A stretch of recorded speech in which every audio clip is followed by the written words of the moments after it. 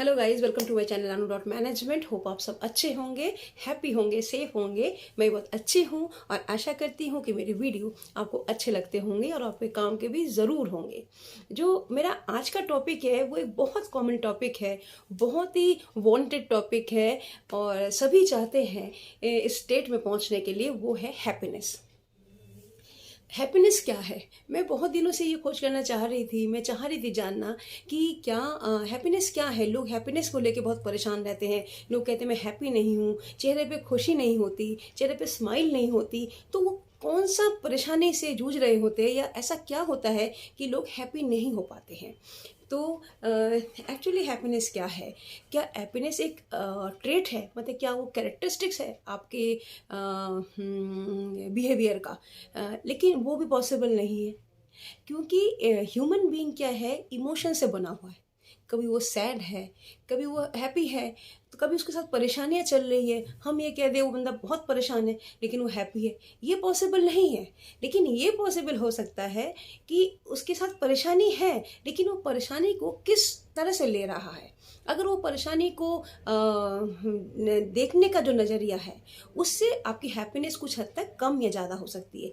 अगर आप उस स्थिति से निकलना ही नहीं चाहते हैं और आप, क्योंकि आपके पास भी 100 बहाने आ ही जाएंगे और लोगों को भी कह सकते हैं मैं उस स्थिति से निकलना ही नहीं चाहता हूँ, क्योंकि कारण ये है, क्योंकि कारण ये है। लोग भी आपको कुछ हद तक ही सपोर्ट करेंगे, उसके बाद वो सोचेंगे ठीक है, हो सकता है इनकी स्थिति बहुत ज़्यादा खराब हो। तो हैप्पीनेस की क्या है? क्या हैप्पीनेस एक ट्रेट है? नहीं, हैप्पीनेस एक स्टेट ऑफ माइंड है। वो स्थिति है माइंड की कि आप चीज़ों को थोड़ा नॉर्मल लेते हैं, थोड़ा पॉजिटिवली लेते हैं। अगर मान लीजिए आपके पास से कोई चीज़ खो जाती है और आप कोशिश कर सकते हैं कि हर संभव उस चीज़ को ढूंढने की, लेकिन आपको ढूंढ के वो नहीं मिलती है, तो उसके बाद आप क्या करेंगे? क्या उसी को लेके बैठे रहेंगे? क्या खो गई है और खो गई है, ऐसे खो गई है, वैसे खो गई, मैंने ध्यान नहीं दिया। तो फिर हम उस स्थिति से ही नहीं निकल पा रहे, क्योंकि हमने उसको पकड़ के बिठा लिया है अपने माइंड के अंदर। तो हमें चाहिए कि कोशिश करके अपने जो कैरेक्टरिस्टिक जो हैप्पीनेस की है उसको थोड़ा लाने की कोशिश करना। और फिर हम कई बार जेलस जो हमारे अंदर इतनी ज़्यादा होती है, जो प्रवृत्तियाँ होती हैं, जो हमारी थॉट होती है लोगों के लिए कि छोटा सा अगर किसी ने कुछ अच्छा कर लिया तो उसको देख के जेलस, अगर छोटा सा कुछ अच्छा हो गया किसी का तो उसको देख के जेलस। हम ह्यूमन बीइंग ऊपर से शो हो सकता नहीं करते हो, लेकिन मन ही मन हमारे कि मन खराब हो जाता है। और जब हमारा मन खराब हो जाता है तो हमारी वाइब्रेशन पहुंचती है लोगों तक कि हम जो है ना अच्छी स्थिति में नहीं है। मतलब हमारे मन में वो चल रहा होता है, हम मुंह से कुछ भी बोले लेकिन हमारे मन में जो चल रहा होता है, हमारे एनवायरनमेंट को वो मिल जाता है और लोग अपने आप समझ लेते हैं। इसलिए हम लोगों को समझ पाते हैं कि यार वो बंदा ऐसा है। क्यों समझ पाते हैं? क्योंकि उसने भी कुछ बोला नहीं है लेकिन उसकी वाइब्रेशन हमारे तक आ गई है। तो ये बहुत इम्पॉर्टेंट है। हैप्पीनेस जो है एक आप चीज़ों को किस तरह से लेते हैं उस पर बहुत ज़्यादा निर्भर करता है। थोड़ा सा नॉर्मल होकर चीज़ों को लीजिए। एक उसमें दूसरा पॉइंट ये भी है, आप दूसरे के पॉइंट ऑफ व्यू को भी समझने की कोशिश कीजिए। जब हम कोई बात करते हैं तो ह्यूमन टेंडेंसी यही है कि हम अपनी बात को ही रखना चाहते हैं, लेकिन अपनी बात को हमें रखना तो बहुत ज़रूरी है, लेकिन हमें दूसरे की माइंड सेट को, दूसरे की थॉट को, दूसरे की उसी जो हमारी पर्टिकुलर विषय है उस पर उनका विचार को भी सोचना चाहिए कि इसका विचार इस टाइप का क्यों है। ये भी एक बहुत इम्पोर्टेंट पॉइंट है कि दूसरे का माइंड सेट भी बहुत ज़रूरी है किसी चीज़ को सोचने के लिए। हम अपनी अपनी नहीं सोच सकते, हम अपनी अपनी सोच के बहुत सारे लोगों के साथ मिलजुल नहीं सकते हैं। ये एक बहुत इंपॉर्टेंट पॉइंट है, हमें दूसरों का सोच के भी चलना पड़ेगा। और जो एक तीसरा जो मेरा पॉइंट है वो ये है कि हैप्पीनेस कुछ हद तक एक क्या होता है, जैसे मान लीजिए कोई गरीब बच्चा है, उसे रात को खाली रोटी मिल गई, वो उससे खुश है। वही एक मीडियोकर बच्चा है, मिडिल क्लास का बच्चा है, क्या वो खाली रोटी से खुश हो पाएगा? नहीं, वो सोचेगा कि रोटी के साथ सब्जी तो होनी चाहिए थी। अच्छा, अगर कोई ऐसा हुआ जो अमीर है, क्या वो रोटी सब्जी से खुश हो पाएगा?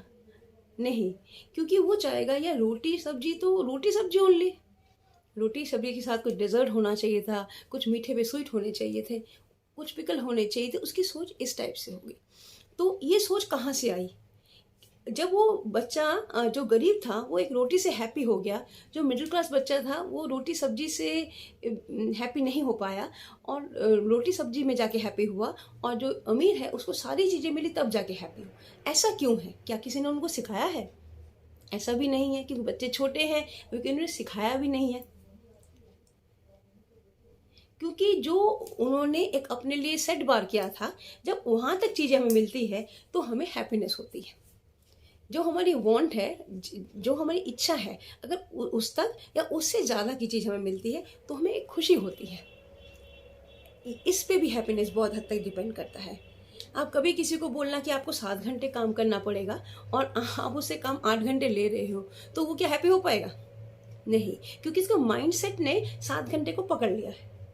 अब जो 7 घंटे पकड़ लिया, वो 8 घंटे ऐसे लगेगा यार ये तो मेरे को टॉर्चर कर रहा है, जबकि हो सकता है 8 घंटे नॉर्मल ड्यूटी आवर्स हो। ये भी बहुत इंपॉर्टेंट फैक्टर है। और जैसे मान लीजिए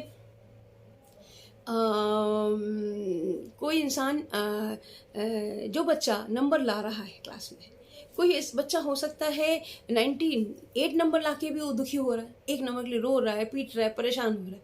और कोई बच्चा बस पास हो गया, बड़ी खुशियाँ मना रहा है मिठाइयाँ बांट रहे, मैं तो पास हो गया। क्यों? क्योंकि उसकी एक्सपेक्टेशन ये थी। जो हमारी डिमांड है, अगर वहाँ तक हम पहुँच जाते हैं, उतनी हमारी एक्सपेक्टेशन होती है। उसकी डिमांड थी भाई 33% मैं ले आऊँ और मेरी बेड़ा पार हो जाए, तो वो उसकी एक्सपेक्टेशन अपने आप से ये थी और वो पा गया तो खुश हो गया। अब 98 वाला खुश नहीं हो पा रहा है। क्यों? क्योंकि उसकी एक्सपेक्टेशन थी 100 नंबर आए, 100 नंबर नहीं आए हैं, इसलिए खुश नहीं हो पा रहा। तो अपने एक्सपेक्टेशन को थोड़ा कम रखिए।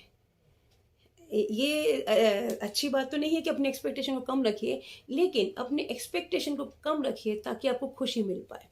अगर हम एक्सपेक्टेशन को अननेसेसरी टू हाई कर देते हैं तो हमें खुशी नहीं मिल पाती। हमें एक बार रखना चाहिए भाई ठीक है, इतना आ गया तो हम खुश हैं यार, we are happy about that. एक मीडियोकर बच्चे 60-70% नंबर ले आता है, पेरेंट खुश हो जाते हैं, क्योंकि उसे पता होता है कि यार उससे कम ना ले आए, कहीं फेल ही ना हो जाए इस बार तो this are very important factor. ये कहीं ना कहीं माइंड सेट पे होता है। तो हमें कोशिश करनी चाहिए कि अपने माइंड सेट को ऐसा रखें कि आप चीज़ों से खुश हो पाए, मैं चीज़ें आपको खुशियाँ दे पाए। चीज़ों को देखने का नज़रिए को थोड़ा बदलिए, थोड़ा दूसरों के लोगों के भी पॉइंट ऑफ व्यू को सुनिए, थोड़ा अपने अननेसेसरी की टू हाई एक्सपेक्टेशन को भी कम कीजिए। इस तरह से अगर हम समाज में चलते हैं तो हमारे अंदर थोड़ी बहुत हैप्पीनेस आने लगेगी और आते आते थोड़ी थोड़ी वो बढ़ती चली जाएगी।